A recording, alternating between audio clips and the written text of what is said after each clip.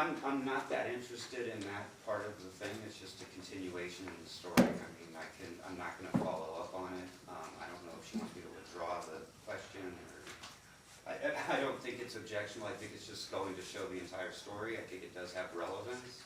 Okay. But I'm not going to ask anything more about it, was what I'm saying. So, Your Honor, this is absolutely a collateral issue.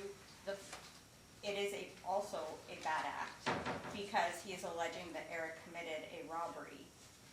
And if he's going, and the bad act rules don't just apply to the defendant, they apply to all of the witnesses. If he wants to get into that, that's something that should have been litigated ahead of time.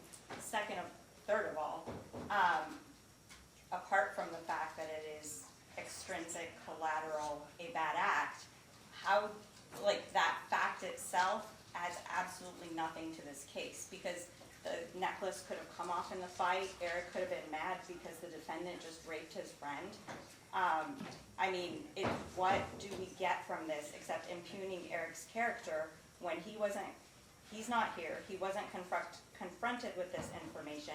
It is a collateral fact, and he's alleging that Eric committed a crime unrelated to the crime for which he is on trial now. Okay. It's not a character prior bad act reference in any way. It's not being introduced to go to the witness's character. It's telling the story of the case of what happened. I don't know about the collateral bad act rule that she's saying it's a collateral act. He's alleging another crime. He's telling the story of what he says happened that night. And it is relevant to show that the witness who testified that he was just angry over his friend is not acting under those types of motivations. And, Your Honor, I guess I would also point out that just because he says it has another purpose, that doesn't make it not bad act evidence. The bad act evidence is about prior bad acts being used to show propensity. It's not about something that occurs during the course of an event. It's not just propensity. Well, what else? To impugn someone's character, bad act evidence cannot be... This is not to go to the witness's character. This is to go to the motivation. It is absolutely to go to his character. Well, I mean, what... It's a factual statement. I mean, we can't say it didn't happen. Everything is a factual statement, Your Honor. It's a factual statement about the course of events in this case. Can I finish my argument? Oh, I'm sorry. Yeah. Everything is a factual statement. That doesn't mean that it doesn't have character implications. It doesn't mean that it doesn't have relevance implications. In Lobato, the Nevada Supreme Court specifically prohibited the introduction of impeaching a witness with extrinsic evidence on a collateral issue. This is absolutely a collateral issue. I mean, I just don't know how else to get there, but the bad act statute absolutely applies to witnesses, and if he was going to allege that Eric robbed him, then that needed to be litigated ahead of time. A robbery is a felony charge. The prior bad acts rule is about prior bad acts. Well, okay, so let me just read the statute. It's 48.045, and it's evidence of other crimes, wrongs, or acts is not admissible to prove the character of a person in order to show the person acted in conformity therewith. May be admissible for other purposes such as proof of motive, opportunity, intent, preparation, plan, knowledge, identity, or absence of mistake or accident. And that last portion is what I've been talking about. It's not going to show that he acted in conformity with anything, and frankly, it's not that big of an issue. I don't think it would be if we weren't talking about it. I would have moved on. And I guess then we're getting into the question of what does Eric's motive in the hotel room after the defendant returned have to do with Jackie's motive in the apartment. This is absolutely something that is going to be confusing to the jury. It is of no probative value as relates to the charges in this case. And I mean, it's collateral.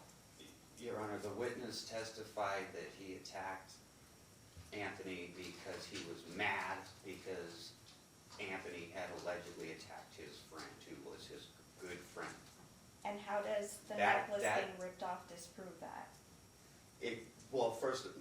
first of all, I'm not trying to prove that by the fact that he took the necklace. The taking of the necklace was just something that happened in the course of the events. But what it does tend to show is that his motivations in the attack were not some puritanical motivations because he was upset trying to defend the honor of a friend. It was because he was covering up the fact that she was trying to rob Anthony. Now, how does that matter? Because they've already put on a case where they're saying that Eric's motivations were he was upset because of his friend, and Eric denied the relationship that he had with her, and Anthony came over, and I don't even remember why he said that he attacked him, but this goes to the story of the case. And all it is a fact that occurred during the case.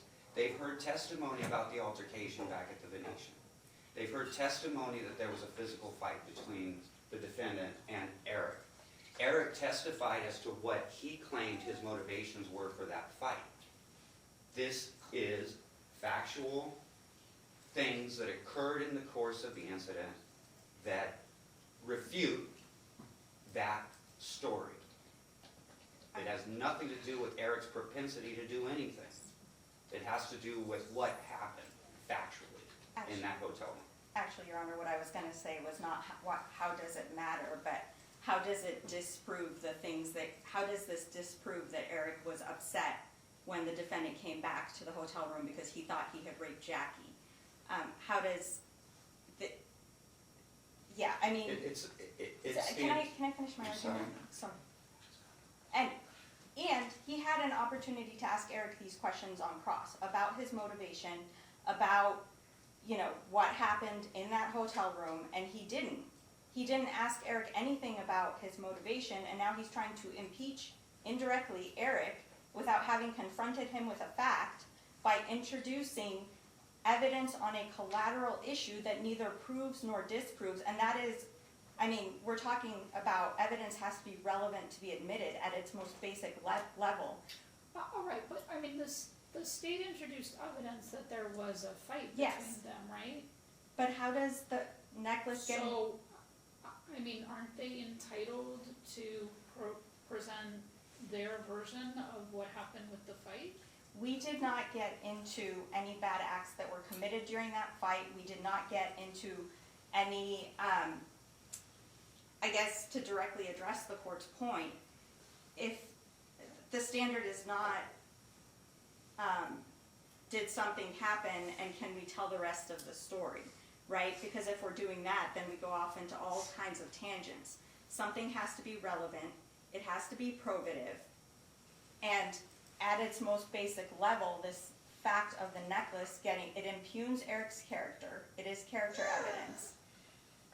He is alleging that he committed a felony offense, and at its most basic level, it neither proves, it does not make any fact more or less likely to have happened.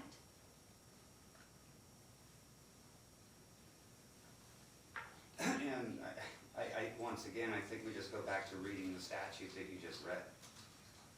It's not a prior bad act, which I do think makes a difference. And the idea of a collateral bad act during the commission of a bad act being irrelevant, I don't understand. I mean, I asked him if he lost anything off, did he take it? And he says yes.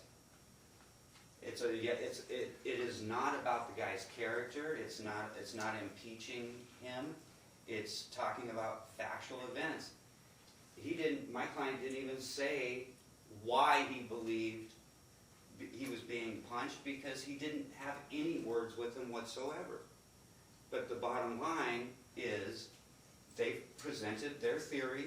They've used these facts, that fight being one of the facts that they tried to use to show my client's culpability and guilt in this alleged rape.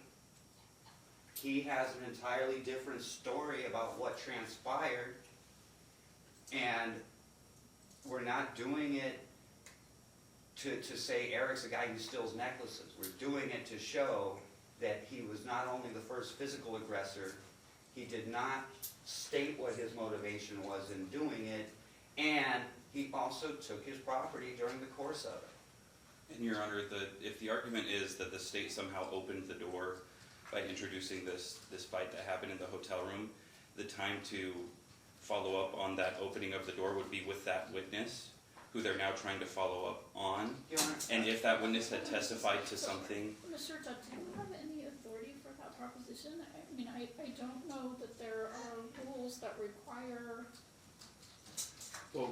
impeachment of a particular witness with questions to that witness.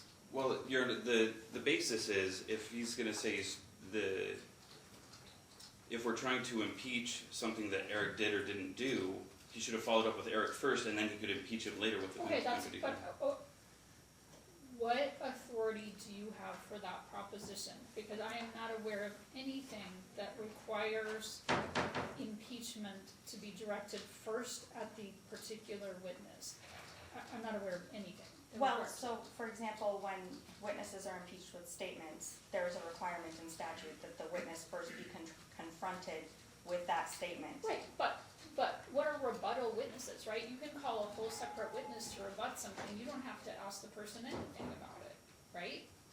I mean, there is no, I am not aware, and I'm happy to consider it, but I'm not aware of any legal authority that requires one side or the other side to ask a witness particular questions prior to bringing in some sort of rebuttal, evidence through another witness. But, I mean, I guess, and maybe I inartfully stated it, if we're going to call it impeachment, or if we're going to call it rebuttal, there has to be something to impeach or something to rebut. And in this case, there is nothing to impeach or rebut, because nothing was asked of Eric when he was on the stand. So the state has presented facts that Eric, whose last name I forget, and Mr. Holloway got into a fight because Eric was defending the honor of Miss Rodriguez, right? Essentially, yes. I mean, that's what I've heard. So if the fight was about something else, I think that they're entitled to present that. Now,